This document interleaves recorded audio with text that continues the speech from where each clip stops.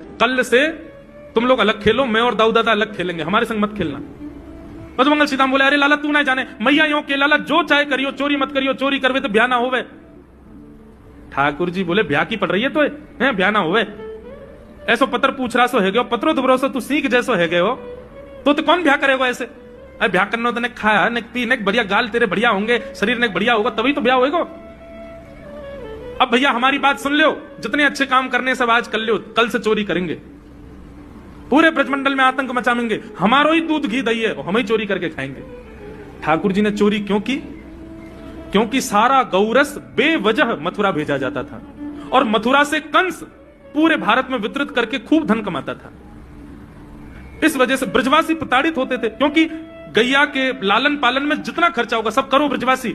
4 मटके मिलते थे, 4 में से 3 को तो बेच देते थे, 1 में पूरा घर चलता था। यह हालत थी ब्रज की।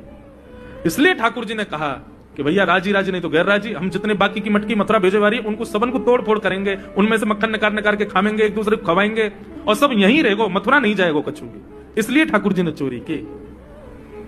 सबसे पहले प्रैक्टिस अपने घर में ही कर लें कैसे करनी है चोरी।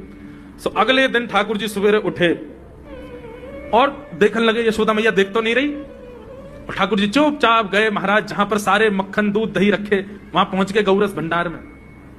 और गौरस भंडार में एक मटकी के ऊपर से ढक्कन हटाए करके जैसे ही ठाकुर जी ने हाथ बोर के पानो प्रारंभ किया, सामने एक खंबा था, उसमें मणि लग रही थी। आज पहली बार 3.5 वर्ष की आयु में ठाकुर जी ने अपना प्रतिबिंब देखा।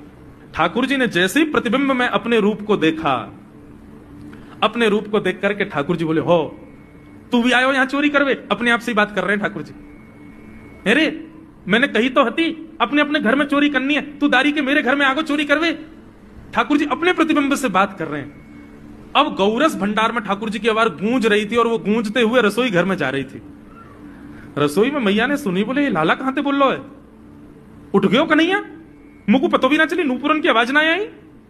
मैया दौड़ करके गई तो देखा ढूंढते ढूंढते गौरस भंडार में ठाकुर जी अपने प्रतिबिंब से बात